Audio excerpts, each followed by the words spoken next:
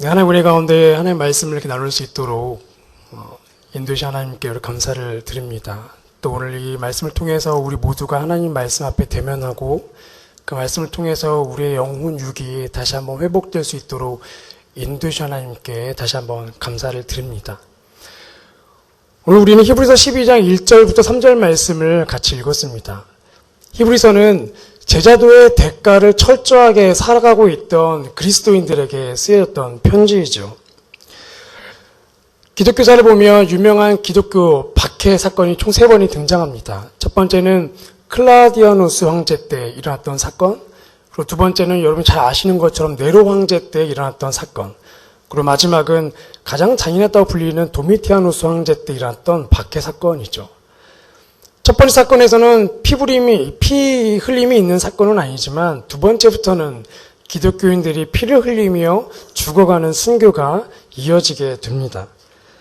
아마도 히브리서 기자는 기독교인들에게 편지를 쓰던 이 당시에 이 수신자들을 아마도 제자도의 대가로 인해서 철저하게 힘들게 살아가는, 내가 기독교를 믿기 때문에 그리스도인이기 때문에 나의 것을 포기하며 살아가야 했던 그들을 염두에 두며 썼던 편지였을 것입니다. 아마도 이 히브리서 쓰였던 시기는 첫 번째 황제가 박해를 시작했던 시기에 쓰여지지 않았을까라고 추측들을 많이 합니다.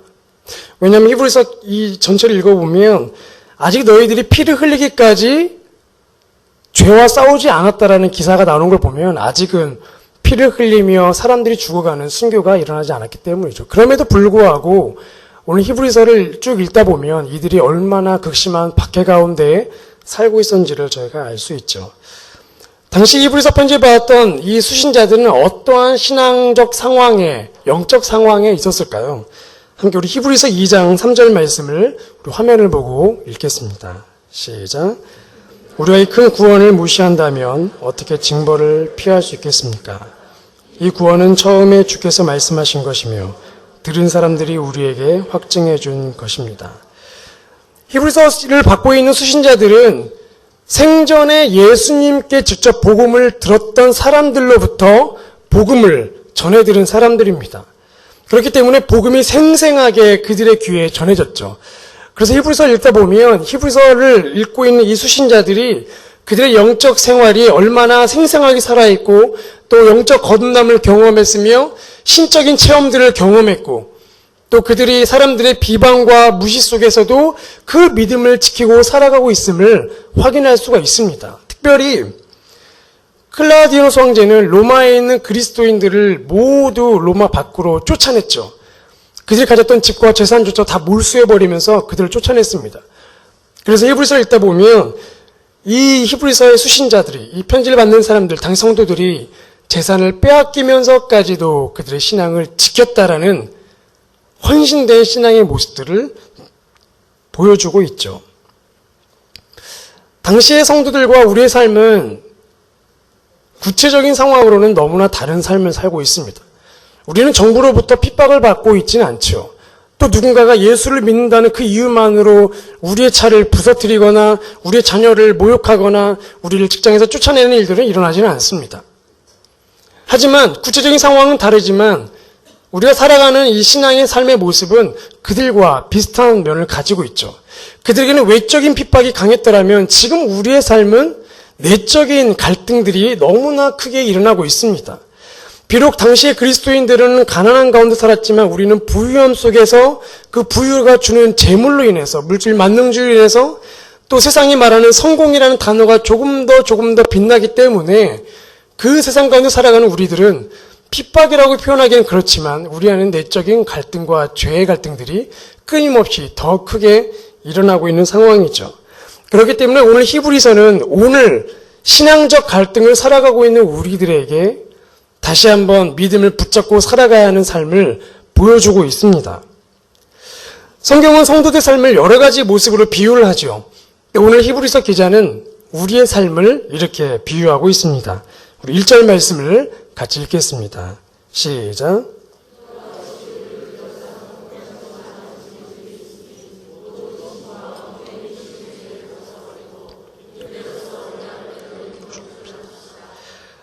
히브리서 기자는 우리 삶을 믿음의 경주, 레이스로 표현을 하고 있습니다. 그리고 현재 믿음의 삶을 살아가고 있는 우리 모두를 그 레이스를 뛰고 있는 선수로 표현하고 있죠. 요즘에 인터넷이든 TV든 화두는 리우 올림픽입니다. 태영호 공사가 탈북했지만 그것도 묻힐 정도로 계속 올림픽에 대한 기사들이, 메달의 소식들이 전 국민들의 관심을 잡고 있죠.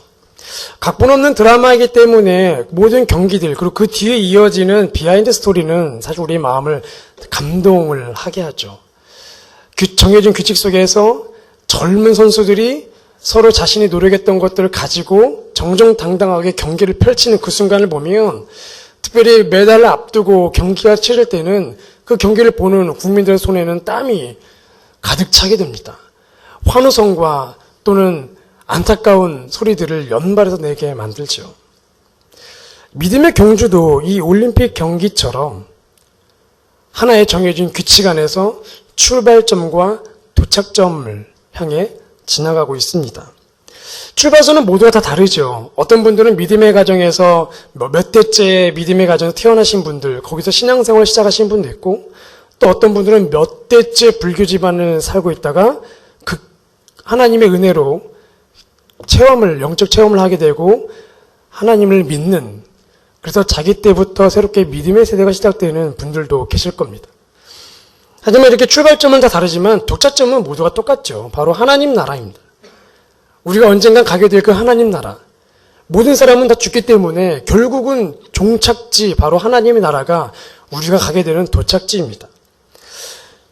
하지만 모두가 똑같이 도착하게 되는 이 도착점, 하나님 나라를 향해 가고 있지만 사실 우리의 삶을 보면 마치 우리의 도착점이 이 세상인 것처럼 살아갈 때가 참 많습니다.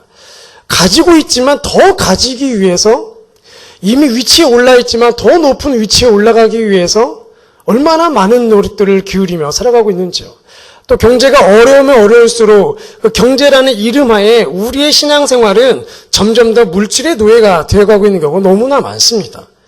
그래서 다른 사람들과의 삶을 비교하면서 그나마 내가 이렇게 살고 있는 게 어디야 라고 생각을 하는 것보다 내가 저 사람보다 아직 뒤처지겠구나, 더 가야겠구나, 더 달려야겠구나, 자기 자신을 향하여, 자기 인생을 향하여 채찍질할 때가 참 많지요. 참 이상하지 않습니까? 예수를 믿고 거듭났음에도 불구하고 이 믿음의 경주를 달리고 도착점이 분명한 이 믿음의 경주를 달리고 있지만 왜 우리는 너무나 쉽게 그 도착점에서 벗어나서 다른 곳을 향해 달려가고 있을까? 한 목사님의 요한복음 강의를 듣다 보면 한 목사님께서 세상의 사람들을 세 가지 부류로 나눕니다. 첫 번째, 삶의 분명한 목표를 알고 살아가는 사람이죠. 바로 기독교인들입니다. 두 번째, 삶의 목표를 아예 모르는 사람들이. 이들은 무신론자들이죠. 무신론자들의 특징은 죽음을 두려워한다는 겁니다. 열심히 이 땅의 삶을 살아가고 있지만, 열심히 레이스를 달리지만 결국 종착지에 다다를 때가 되면 두려움에 빠진다는 거죠. 그래서 돈이 많은 사람이든 돈이 적은 사람이든 결국 죽음 앞에서는 벌벌 떨며 더 살고 싶어서 온갖 노력들을 기울이게 된다는 겁니다. 마지막 세 번째는 삶의 목표를 아는 듯한 사람들이죠. 바로 종교인들입니다. 똑같이 구원을 향해 가고 있지만 뭔가 목표를 알고 있는 것 같지만, 그래서 뭔가 종교적인 규율에서 열심히 살아가고 나름대로 경전도 읽고 나름대로 그 종교에서 추구하는 선하다고 말하는 행동들을 추구하며 살아갑니다.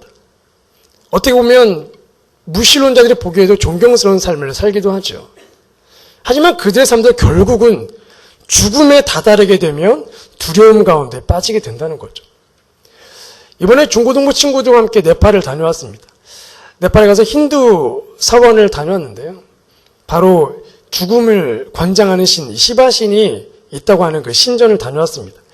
네팔에는 많은 신들이 있지만 그중에 대표적인 신이 이제 총 3명이라고 하죠. 그중에 창조를 관장하는 신이 있습니다. 축복을 관장하는 신이죠.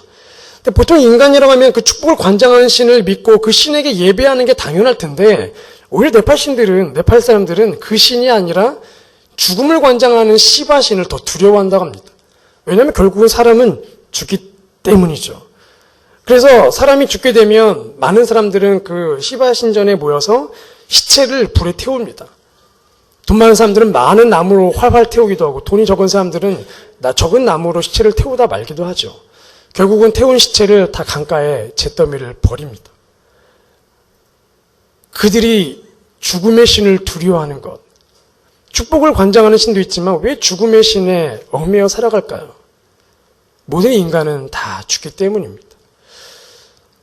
그런데 우리도 구원을 받고 이 거듭남의 은혜를 누리고 하나님 나라에 가고 있지만 왜 우리의 삶이 마치 무신론자들과 구별되지 않는 어쩌면 또 종교인들과 비슷한 삶을 자꾸만 살아가게 될까요? 오늘 본문을 보면 우리가 이 믿음의 경주를 놓치고 있는 도착점은 분명하나 그 도착점을 향해 가지 않고 자꾸만 다른 곳으로 가게 되는 이유를 세 가지를 통해 설명을 하고 있습니다. 우리 첫 번째, 우리 1절 말씀을 다시 한번 같이 읽도록 하겠습니다. 시작. 이와 같이 우리를 둘러싼 구름같이 많은 증인들이 있으니 모든 짐과 얽매이기 쉬운 죄를 벗어버리고 은혜로서 우리 앞에 놓인 경주를 합시다. 첫 번째 우리가 믿음의 경주를 놓치고 있는 이유는 바로 우리 앞에 있는 증인들을 놓치고 있기 때문입니다. 오늘 우리가 읽은 1절은 이렇게 시작합니다. 이와 같이로 시작하게 되죠. 이와 같이라는 이야기는 앞서 나오는 히브리서 11장에 나오는 내용들을 요약을 하고 있습니다. 히브리서 11장은 유명한 믿음장이죠. 수많은 성경에 나오는 수많은 믿음의 인물들을 거론을 하면서 그들이 그 믿음을 어떻게 지켜갔는지를 쭉 열거를 합니다. 심지어 하나님의 말씀을 전했지만 결국은 톱질을 당해 죽었던 이사야 선지자까지 언급을 하면서 이 믿음이 얼마나 귀한 것인지 그리고 그렇게 살아가는 사람들이 얼마나 놀라운 삶을 살았는지를 소개하고 있죠. 그런데 이렇게 믿음의 조상들이 구름같이 많고 그들의 삶도 믿음의 여정이 우리와 비슷한 삶을 살고 있지만 우리가 그 믿음의 선배들이 걸어갔던 믿음의 여정을 잊고 살아가기 시작하면 우리는 믿음의 경주에서 목적지를, 도착지를 놓치게 됩니다. 많은 운동선수들은 훈련을 할 때 그냥 훈련하지 않죠. 이미 그 길을 걸어갔던 또는 메달을 땄던 누구든지 간에 그 길을 걸어갔던 누군가의 도움을 받아 훈련을 합니다. 그래서 그 선배가 또는 코치나 감독이라는 직분을 통해서 선수들을 알려주죠. 야, 이렇게 하면 안 된다. 이렇게 해야 한다. 진짜 경기 때는 이게 더 중요하다. 내가 해보니 이렇게 실패했었다. 그래서 너는 이렇게 하면 안 된다라면서 여러 가지 조언들을, 자신의 경험들을 가지고 훈련을 시킵니다. 그리고 선수들은 그 훈련의 내용을 기억하고 실제로 경기장에 들어서게 되죠. 그래서 초기 개척자들은 힘이 든 이 고통의 길을 걸어가지만 나중에 후손들은 그 개척자들이 걸어갔던 그 길의 열매를 먹게 되죠. 기독교 교육학자인 앤 윈벌리가 교회에서 가르쳐야 할 세 종류의 이야기를 이렇게 요약해 설명합니다. 첫 번째, 자신과 이웃의 삶의 이야기를 가르쳐야 한다. 두 번째, 교회의 문화적 유산과 전통을 가르쳐야 한다. 마지막 세 번째가 이 성경에 나오는 그리스도인들을 이야기하고 가르쳐야 한다라고 이야기를 하죠. 왜 우리가 성경에 나오는 믿음의 사람들을 이야기하고 왜 그들의 이야기를 기억해야 할까요? 그들의 신앙과 믿음의 노력들을 칭찬하고 그들을 본받기 위해서일까요? 아니면 그 신앙의 갈등 속에서 자기 자신을 얼마나 죽여가며 노력하며 살았는지 그들의 노력을 우리가 닮기 위해서일까요? 그렇지 않습니다. 오히려 그들이 얼마나 자격 없는 사람들이었는지, 얼마나 그들이 실패의 인생을 살아갔는지를 보여주기 위함입니다. 이 땅의 삶의 의미를 두고 살아갈 때, 믿음의 경주를 달려가다가 목적지를 잃어버리고 이 땅의 삶에 눈을 두고 살아갈 때에 그들이 얼마나 처참하게 무너졌는지를 보여주기 위함이죠. 대표적인 예배자로 살아갔던 다윗. 얼마나 멋진 사람이었습니까? 하지만 한순간 여인에게 삶의 의미를 두는 순간 그의 인생은 절벽으로 떨어지게 되죠. 또 성경이 인정하는 최고의 온유함을 지녔던 모세. 하지만 그가 불필요한 화를 내는 바람에 그는 가나안 땅에 들어가지 못하게 됩니다. 또 예수님의 수제자로서 늘 신앙적 우월감을 가졌던 베드로. 하지만 그가 자기 자신을 철저하게 믿었던 그 순간 예수님을 부인하게 되었죠. 우리가 믿음의 사람들을 이야기하고 기억해야 하는 또 한 가지 이유는 바로 이렇게 연약하고 실패하고 넘어지는 이 사람들을 하나님께서 은혜 가운데 다시 부르시고 일으키시고 세우시기 때문입니다. 바로 그 하나님을 우리가 기억하기 위함이죠.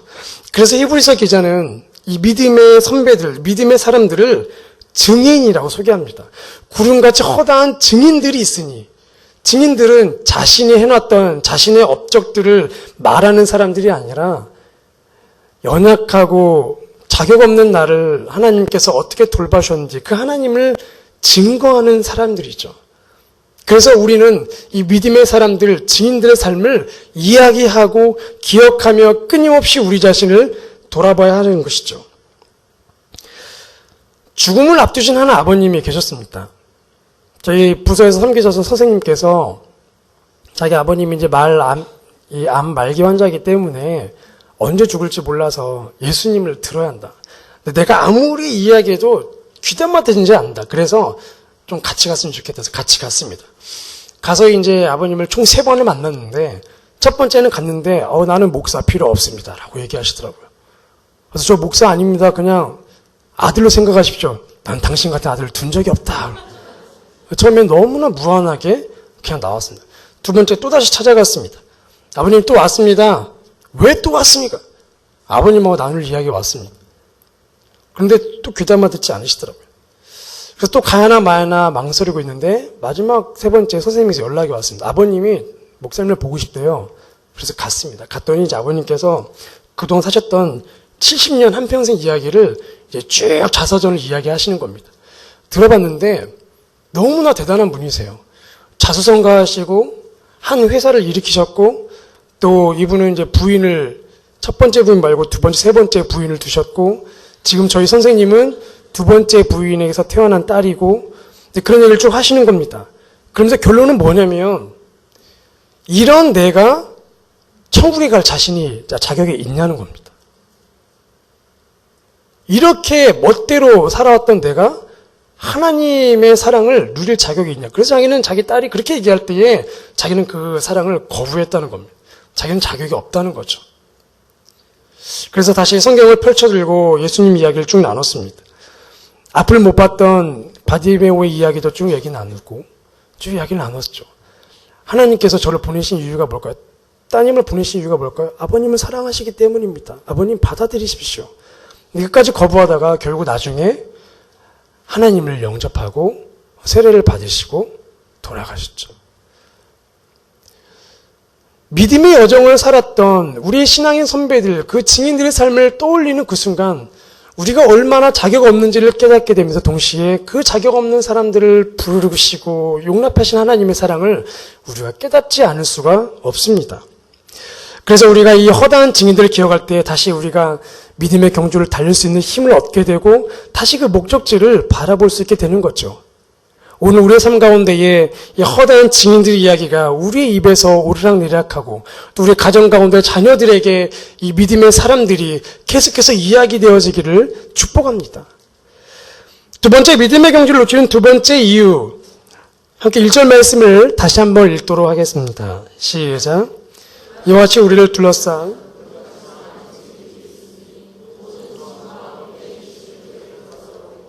인내로서 우리 앞에 놓인 경주를 합시다.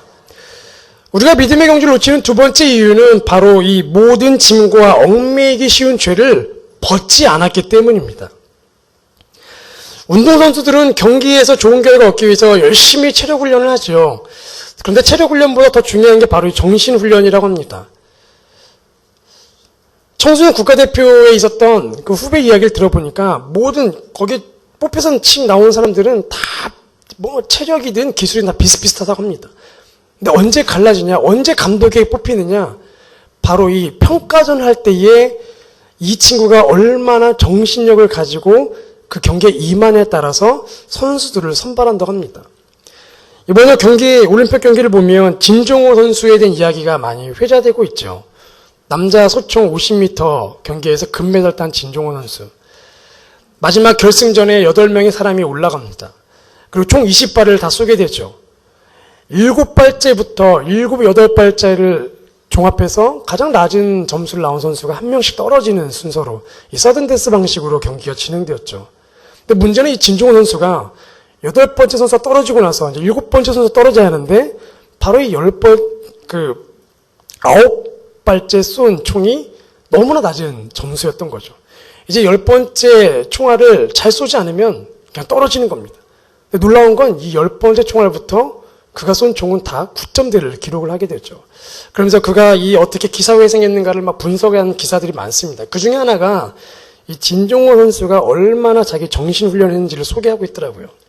이 진종호 선수는 경기장에 들어서면서 총을 쏠 때까지, 총을 쏘고 나서 총을 내리고 경기장 나올 때까지 그 모든 일련의 과정들을 초 단위로 구분해서 계속해서 훈련을 했다고 합니다. 그래서 철저하게 그 초 단위로 움직이고 생각하고 행동하는 거죠. 심지어 경기 전에는 이 스마트폰이나 TV조차도 안 본다고 하죠. 눈이 피로해지면 이 관역이 잘 안 보일 수 있기 때문에 철저하게 음악만 듣고 쉬는 이런 삶을 살았다고 합니다. 바로 이런 거를 스포츠에서 트랙이라고 하더라고요. 트랙, 멘탈 리허설을 표현합니다.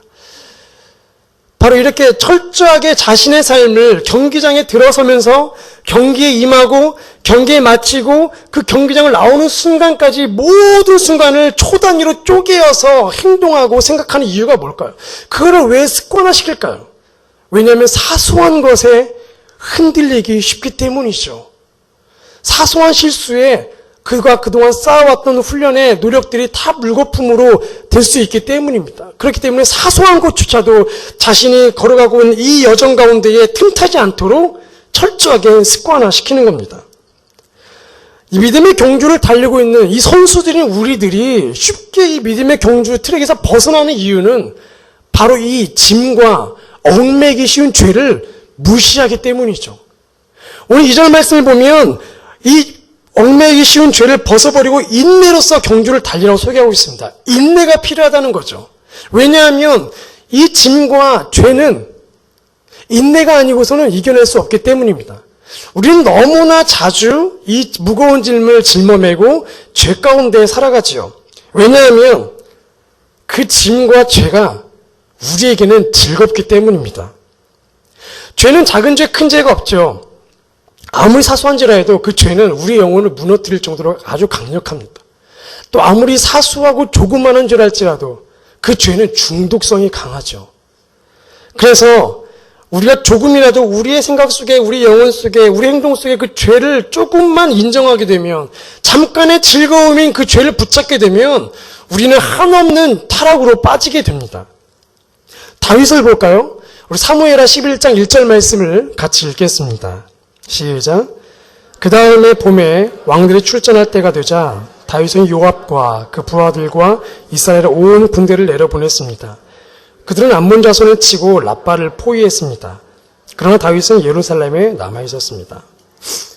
전쟁의 시기입니다. 모두들 전쟁에 나가 있습니다.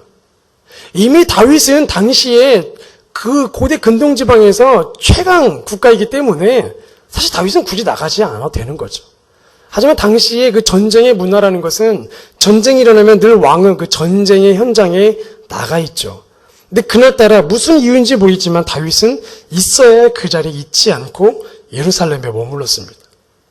왕이 잠깐 예루살렘에 머무르는 게 무슨 죄이겠습니까? 왕이 머무는 그 순간 예루살렘에 거하는 백성들은 얼마나 좋아했겠습니까? 하지만 있어야 할 그곳에 있지 않은 그 순간 다윗은 사소한 죄를 받아들이게 되죠.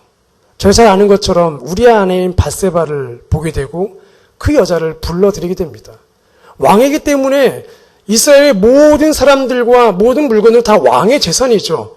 왕의 재산 중에 하나를 단지 장소를 이동해서 궁으로 이동시키는 것, 그게 무슨 죄라고 여길 수 있겠습니까? 하지만 사소하게 생각한 이 죄 하나가 결국은 다윗의 집안을 풍비박산으로 만들게 되죠. 평생 예배자로 살아갔지만, 하나님을 신뢰했지만 이 사소한 죄 하나가 결국 그의 인생을 예배자가 아닌 죄인으로 내몰게 되었던 것입니다. 그리고 결국은 영혼의 어둠의 터널 속에 갇혀서 끊임없이 하나님의 자비를 구하게 되는 상황 속에 빠지게 되죠. 하물며 평생 예배자로 살았던 다윗이 이렇게 살다가 넘어졌는데 하물며 우리는 어떻겠습니까? 그래서 하나님께서는 베드로의 입을 통해 우리에게 이렇게 말씀을 하시죠. 베드로전서 5장 8절 말씀을 같이 읽겠습니다. 시작. 정신을 차리고 깨어 있으십시오. 삼킬 사람을 찾습니다. 사단은 예수 믿지 않는 사람을 절대 건드리지 않습니다. 어차피 그냥 놔둬도 어차피 그 인생 죄와 저주 가운데에 마음껏 살다가 어차피 그의 종착지인 지옥으로 가기 때문이죠.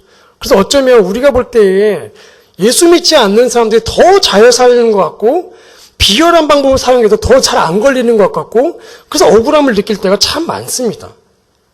하지만 사단은 예수 믿는 사람들을 그냥 놔두지 않죠. 거듭난 그 순간부터 사단은 우리를 계속해서 주목합니다. 조금이라도 빈틈을 보이는 순간 그 틈을 절대로 놓치지 않고 철저하게 우리를 물어당기죠. 자동차가 고철덩어리라는 걸 뻔히 알면서 그것을 짊어매는 사람은 한 명도 없습니다. 또 그 개수를 늘리면 늘릴수록 우리의 몸에 엉키는 것을 알면서도 그 사슬을 우리 몸에 매는 사람은 한 명도 없습니다. 하지만 그 죄를 사소하게 여기는 그 순간 모두가 하는 죄이기 때문에 모두가 다 하기 때문에 나도 또한 사람들 미워하면 되고 이 묵힌 감정, 나쁜 감정, 미워한 감정을 그냥 놔두면 화가 되니까 나도 미워하면 어때라고 반응하는 그 순간 그 죄는 우리를 무거운 짐을 어깨에 짊어매게 하고 우리를 죄 가운데로 올가매게 만들죠. 그래서 오늘 성령님께서 우리에게 역사하여 주셔서 거룩함에 대한 불감증을 깨트려 주시기를 소망합니다. 조그마한 거 하나에도 우리가 거룩함이 깨어나서 민감하게 반응하여서 그 사소한 죄에도 우리가 두근거리며 하나님 앞에 회개하며 나가는 놀라운 은혜가 있기를 축복합니다. 제사장들의 예복 가운데에 관이 있죠. 이 모자가 있습니다. 모자 앞에는 딱 한 문장의 글자가 써 있습니다. 여호와께 성결입니다. 오늘 예배자로 살아가는 우리들, 각 가정에서 또는 각 직장에서 영적 제사장으로 부름받는 우리 안의 삶 가운데에 바로 이 제사장들이 썼던 이 관, 여호와께 성결이라 쓰였던 이 모자가 오늘 우리의 머리에 쓰여지고 거룩한 삶을 향해서 나가기를 축복합니다. 마지막 세 번째, 믿음의 경주를 놓치는 세 번째 이유는 무엇일까요? 2절 말씀을 읽겠습니다. 시작.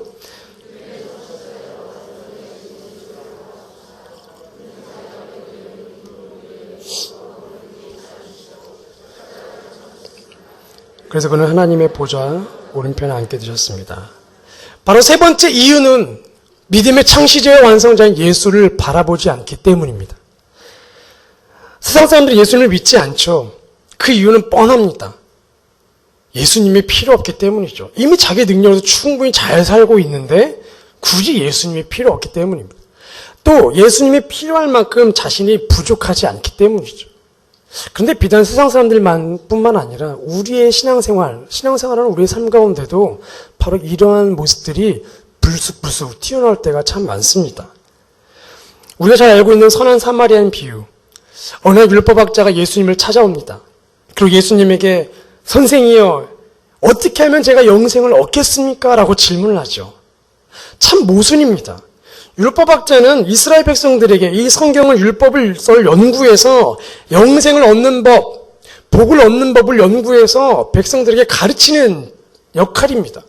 그래서 어느 누구보다도 영생 얻는 법을 잘 알고 있는 사람이죠. 그런데 그 사람이 예수님께 와서 질문하기를 영생을 얻는 법이 무엇이냐고 물어보고 있죠. 아마도 자신이 알고 있는 그 성경 지식이 옳다는 걸 증명하기 위해서 또 자신이 그렇게 살고 있다는 걸 아마도 증명하고 싶었던 이 교만함으로 가득했던 사람이었을 겁니다. 그래서 누가복음 10장 27절을 보면 이렇게 율법학자가 대답을 하죠. 함께 읽겠습니다. 시작. 목숨을 다하고 내 힘을 다하고 내 뜻을 다해 또 내 이웃을 내 몸같이 사랑하라고 했습니다. 율법학자는 예수님께 영생 얻는 방법, 성경에 기록되어 있는 건 바로 하나님을 사랑하는 것, 이웃을 사랑하는 것이라고 자신 있게 이야기합니다. 또 자신이 그렇게 살아왔기 때문에 백성들에게 칭찬과 존경과 명예를 얻고 있었던 것이죠. 그래서 아마도 이렇게 딱 대답을 하고 나서 예수님께서 그래, 너 잘 알고 있구나. 너 백성들이 너 칭찬하던데 정말 너 그렇게 잘 살고 있더라. 너 영생 얻었어라고 아마 그런 대답을 기대했겠죠. 그런데 그 다음 예수님의 대답이 충격적입니다. 함께 그 다음 28절을 읽겠습니다. 시작. 예수께서 대답하셨습니다. 내 대답이 옳다. 그대로 행하면 내가 살 것이다. 예수님께서 말씀하시죠. 네 대답이 네가 말한 것이 정답이다. 정확하다고 이해하십니다. 근데 그 다음 말씀하시는 게 웃기죠. 그런데 그대로 네가 행하면 살 것이다라고 말씀하십니다. 즉 너는 지금 그렇게 살고 있지 않다는 겁니다. 너는 그렇게 살고 있지 않고 그래서 너는 죽을 거란 이야기죠. 율법학자는 칭찬을 들을 줄 알았는데 우리 예수님께서 너 그렇게 살고 있지 않다는 이야기를 들었을 때 아마도 그는 정신이 혼미해지기 시작하고 그의 삶에 금이 가고 그의 인생이 깨져가기 시작했을 겁니다. 우리도 마찬가지입니다. 목숨을 다해 힘을 사랑한다면 그렇게 힘을 다해 사랑하면 사랑하고 나면 힘이 없어지죠. 목숨을 다해 사랑하고 나면 죽습니다. 죽은 사람만이 내가 목숨을 다해 하나님을 사랑했다고 당당하게 얘기할 수 있고 힘이 빠져 쓰러진 사람만이 내가 힘을 다해 하나님을 사랑했다라고 말할 수 있지요. 하지만 우리의 모습을 보십시오. 지금 우리가 죽어 있습니까? 우리 지금도 살아있지 않습니까? 교회에서 하나님께서 맡기신 이 직책, 목사나 장로나 집사나 권사나 또는 팀장 또는 순장 여러 가지 직책들을 통해 우리는 교회를 섬깁니다. 하지만 어느 순간 보면 그 직책이 우리의 자랑거리가 되기 시작하고 그 직책을 통해 당연히 받아야 할 인정을 못 받는 순간 우리는 섭섭해지기 시작하면서 교회를 떠나는 일들이 생겨나기 시작하죠. 또 우리가 당연히 해야 할 큐티도 하고 또는 사람들을 섬기는 삶 이런 사역들을 감당하며 정말로 선한 행동을 해서 칭찬을 받기도 하지요. 그런데 그런 칭찬을 받다 보면 어느새 우리의 자의식이 살아나기 시작하면서 이제는 우리가 예수님이 필요한 인생이 아니라 그 칭찬이 필요한 인생으로 바뀌는 때가 너무나 많습니다. 그렇기 때문에 우리는 아직도 하나님을 목숨을 다해 사랑하지 않고 있었다는 것을 우리가 정확하게 바라봐야죠. 힘을 다해 하나님을 사랑하지 않았다는 것을 우리가 깨달아야 합니다. 내 이웃을 내 몸처럼 사랑하지 않았다는 것을 우리가 깨달아야 하는 거죠. 즉 우리는 깨져야 합니다. 우리는 철저하게 다시 깨져야죠. 근데 언제 깨지게 될까요? 바로 예수님을 바라볼 때입니다. 오늘 본문은 예수님을 믿음의 창시자라고 소개하고 있죠. 믿음은 추상적인 단어입니다. 그렇기 때문에 믿음의 정의 또한 그리스도인의 수만큼 너무나 다양하죠. 근데 오늘 본문을 보면 그 믿음을 아주 구체적으로 소개하고 있습니다. 예수님을 통해 믿음을 소개하기를 자기 앞에 놓여있는 그 기쁨을 위해 부끄러움을 개의치 않으시고 십자가를 참으신 그 행동, 바로 그것이 믿음이라고 정의하고 있죠. 자기 앞에 놓여있는 그 기쁨을 위해서 온갖 모욕과 부끄러움을 개의치 않고 십자가의 길을 걸어갔던 그 행동. 예수님 앞에 어떤 기쁨이 놓여 있었나요? 내가 이제 죽고 나면 야 하나님 내가 하나님 오른쪽 보좌 오른편에 앉아서 높임 받겠지? 칭찬 받겠지? 내가 왕 중에 왕이 되겠지? 이런 것들이 아니죠. 바로 죄 가운데 죽어가는 우리가 구원받는 그 기쁨을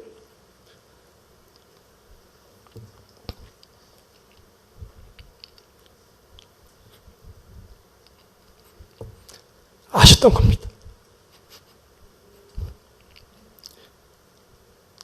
죄의 노예 가운데 살아가는 우리가 변화받고 더 이상 죄의 노예가 아니라 하나님의 자녀로 살아가는 그 기쁨을 아셨기 때문이죠.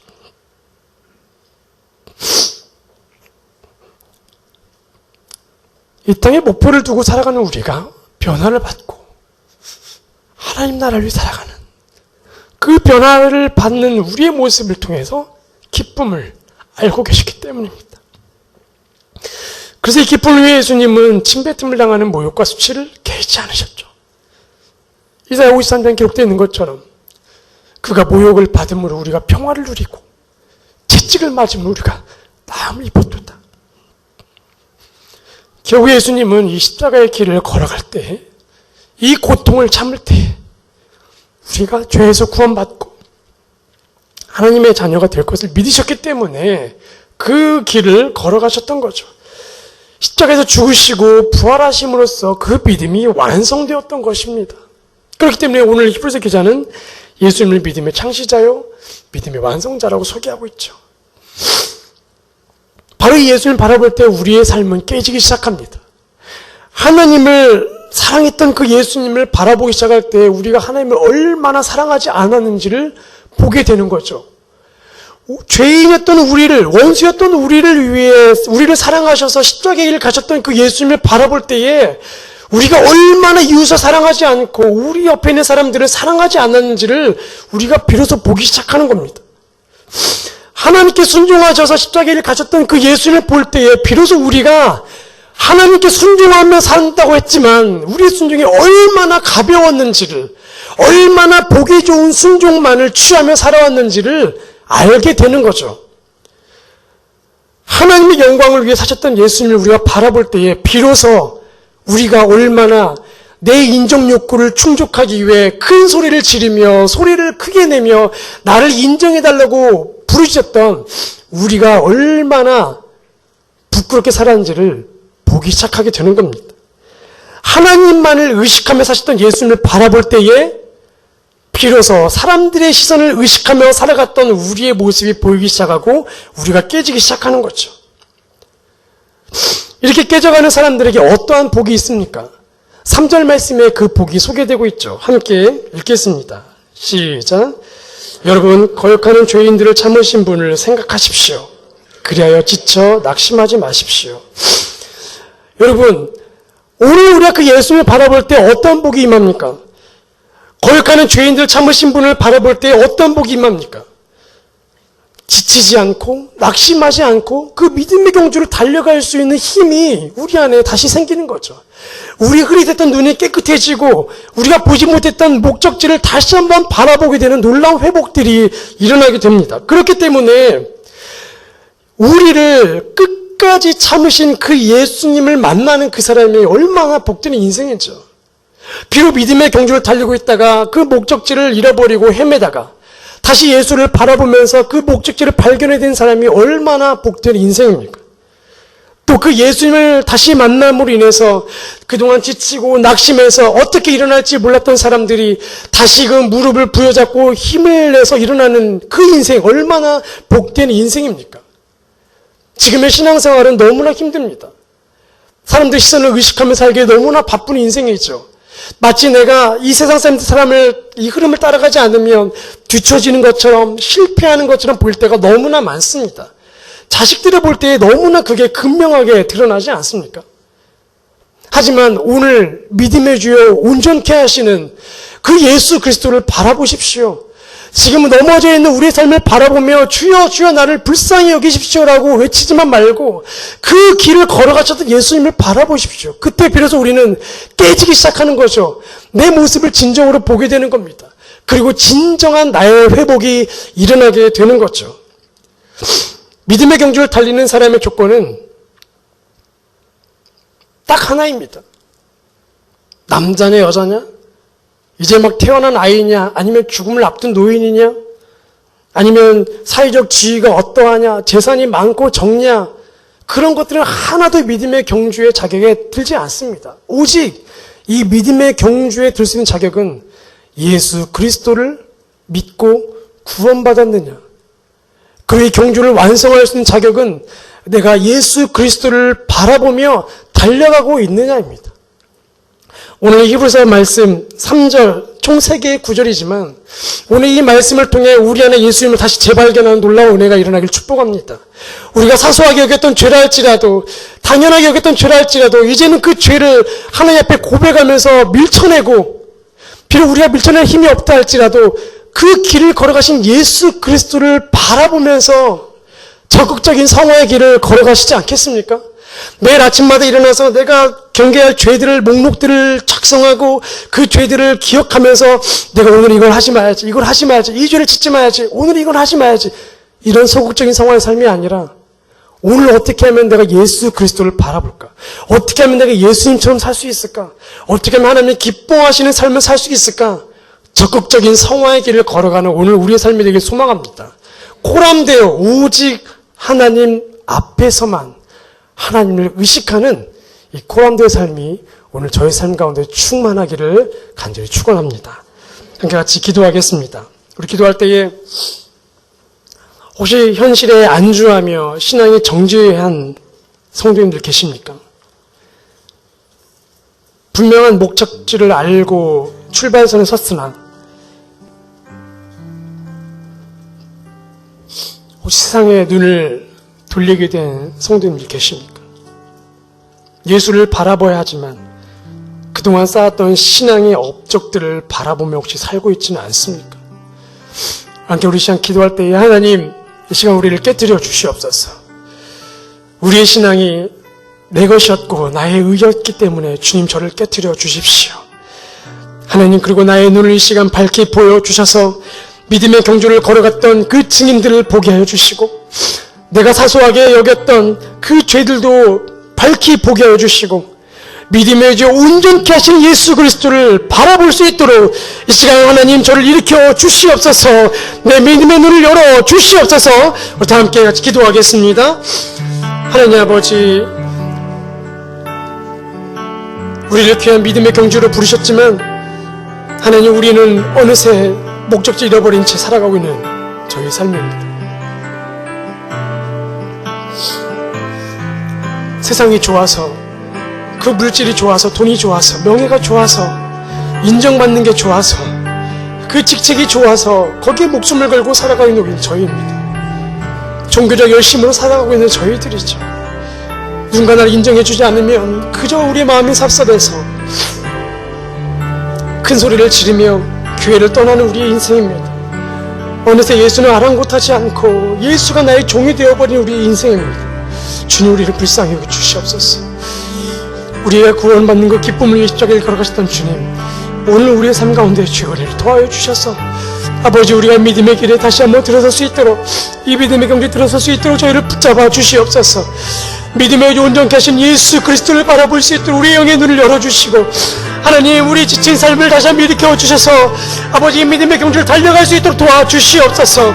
그동안 내가 싸웠던 것에 만족하는 인생이 아니라 하나님, 내가 여전히 깨져할 게 너무나 많고 여전히 내가 하나님 앞에서 무너져할 게 너무나 많은 자임을, 율법학자 바로 나의 삶이었음을 바라보며 하나님, 오늘도 우리 예수 그리스도 바라보며 나의 인생이 깨지기를 소망합니다. 그래서 하나님, 믿음의 온전케 하신 예수 그리스도를 바라볼 때에, 믿음의 창시자의 완전케 하신 예수 그리스도를 바라볼 때에 우리의 믿음이 다시 한번 일어나기를 원하고, 하나님, 지체고 낙심한 우리들의 힘을 얻기를 소망합니다. 죄의 경주 가운데 아직 우리는 피 흘리기까지 싸우진 않았습니다. 그러나 주님, 지쳐있는 우리를 일으켜 주시옵소서. 하나님, 세상에 손을 잡고 있는 우리의 손을 붙잡아 하늘에 계신 하나님 아버지의 손을 붙잡게 하여 주시옵소서.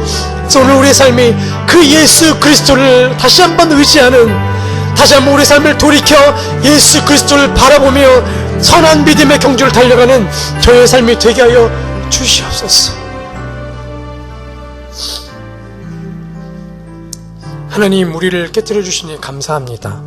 또 우리를 깨뜨려 주실 것에 인해 감사를 드립니다. 얼마나 자기 의에 만족하며 살아왔었는지요. 성경 기록되어 있는 많은 증인들보다 내가 더 잘 살고 있다라고 얼마나 자부심 가운데 살아왔는지, 이 죄 하나쯤은 내가 이길 수 있을 거라고 자만 가운데 빠지며 살아왔던 우리입니다. 남들이 다 저지르는 죄인데 나도 그 죄 하나쯤이야 어떻게 했냐며 사소한 죄 가운데 우리 영혼이 무너지고 파괴되었던 삶을 살았습니다. 어느새 무거운 짐이 우리 어깨를 짊어매 누르고 있고 풀어낼 수 없는 그 얽매인 죄 가운데 살아왔던 우리입니다. 그래서 우리는 예수 그리스도를 바라보기보다는 오히려 우리의 능력들을 더 의지하고 세상에서의 우리의 모습들에 더 집중하며 살아왔었죠. 주님, 믿음의 경주로 우리를 부르신 주님, 그 경주를 달릴 수 있도록 십자가를 참으셨던 주님, 그 기쁨을 위해서 삶을 사셨던 주님, 이제 우리가 그 예수님을 바라보며 믿음의 삶을 살게 하여 주시옵소서. 믿음의 경주선에 다시 우리가 설 수 있도록 인도하여 주시고, 지쳐있는 우리의 무릎에 힘을 더하여 주시고, 우리의 거룩한 오른손을 들어 하나님 아버지를 향하게 하여 주시고, 그래서 이제는 사람들의 시선을 의식하는 것이 아니라 유일한 청중이신 하나님을 바라보게 하시고 이 믿음의 경주를 달리게 하여 주시옵소서.